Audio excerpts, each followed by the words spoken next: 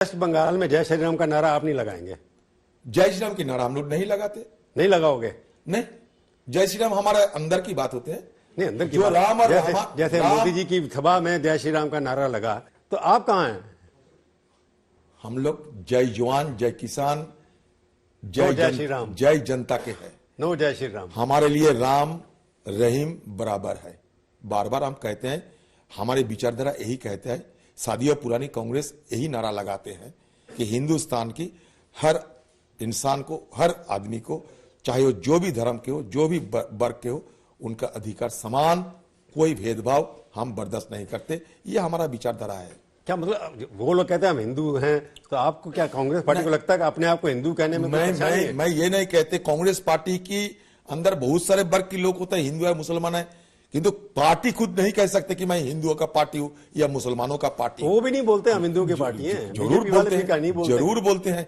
हर सुबह से शाम तक तो वही मंत्र पाठ करते हैं, हिंदू हिंदू, और हिंदू के अलावा और क्या जानते हैं लोग। नहीं, वेस्ट बंगाल के अंदर जो अभी वेस्ट बंगाल में भी ऐसा हो रहा है। वेस्ट बंगाल में भी ध्रुवीकरण की राजनीति पुरजोर चल रहे हैं, ये चला रहे हैं। बंगाल में सियासत करने के लिए सबसे बड़ा भरोसा ये बीजेपी पार्टी की वही हिंदुत्व है, और कम्युनल पोलराइजेशन मतलब सांप्रदायिक ध्रुवीकरण उनका औजार है। पर आपको लगता था जब ममता जी वहां पर श्री राम का नारा लगा, वो चिढ़ गई, वहां पर थोड़ा गुस्सा आ गया उनको, तो क्यों गुस्सा आया उनको? देखिए, ममता जी की गुस्सा क्यों आई, ममता जी को पूछने से अच्छा होगी। आप ये जाकर पूछ सकते, तुम्हें गुस्सा क्यों आई जय श्री राम की नारा से? ना पॉलिटिकल नहीं, पॉलिटिकल मतलब ये कि उन्होंने भी चाहती है कि दूसरे धर्म के लोग खुशी रहे। जितने जय श्री राम और राम जी की ज्यादा पूजा होने की बदले में ममता जी भी हनुमान जी के पूजा करने लगे थे, उनके पार्टी के लोग। मतलब ये कॉम्पिटिटिव कम्युनलिज्म बंगाल में तो होते हैं, दोनों में होर लगे हैं, कौन हिंदुओं को ज्यादा खुश कर सकते। ये बीजेपी जाने की बाद बंगाल में ममता बनर्जी और बीजेपी के बीच एक होर लगे हैं, हिंदू वोट लेने के लिए। नहीं, कॉम्पिटिटिव हिंदुइज्म, कॉम्पिटिटिव कम्युनलिज्म, नहीं हिंदुइज्म या हिंदुइज्म, कॉम्पिटिटिव हिंदुइज्म की एक माहौल वहां बन गए हैं। ममता जी साबित करना चाहता है कि मैं मोदी जी से कम हिंदू नहीं, और आप ये साबित करना चाहते हैं हम दोनों में से हिंदू कम है। मैं हिंदू या मुसलमान की राजनीति नहीं करते, मैं देश की राजनीति करते, सारे देश की तरक्की की, सारे देश की आम लोगों की भलाई की राजनीति करते। ना हिंदू ना मुसलमान, मेरे लिए राम भी और रहीम भी बराबर है। वेस्ट बंगाल में मैं गांधी जी की मंत्र मानता हूं, मैं गांधी जी को सलामत करता हूं। वो गांधी जी की वो बात ठीक है आपकी। वेस्ट बंगाल के चुनाव पे आते हैं, वहां पर आप लीडर हैं, आपकी पार्टी तो वहां कुछ है नहीं इस वक्त, दिखाई ग्राउंड पे तो कुछ दिखाई देती नहीं है। तो आप चुनाव, मैंने आपसे सवाल पूछा क्यों लड़ रहे हैं? हारने के लिए तो लड़ ही रहे हैं आप, ऐसा लगता है जैसे। हारने क्यों लड़ूंगा? आप कैसे जीतेंगे? दोनों की लड़ाई, इतने बड़े पावरफुल लीडर रहे हैं, तो आप कैसे जीतेंगे? हमारा अपना कद जमा के रखूंगा।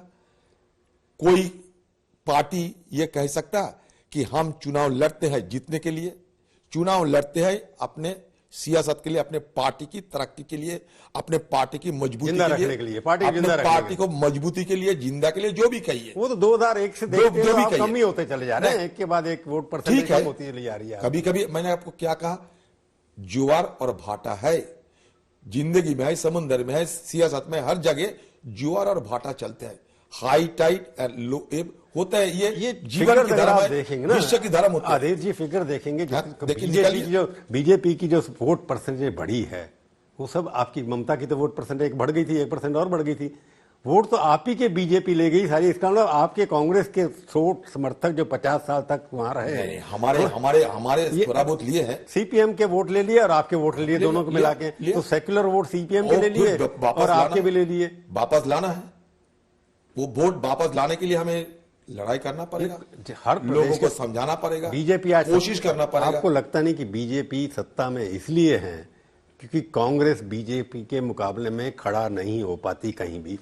देखिए, कभी कभी माहौल ऐसा बनते हैं, लोग को गुमराह करना आसान हो जाते हैं।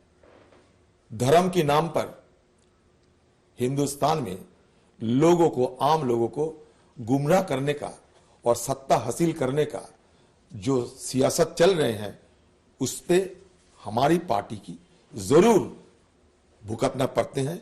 हमारे पार्टी के काफी नुकसान हो चुके हैं।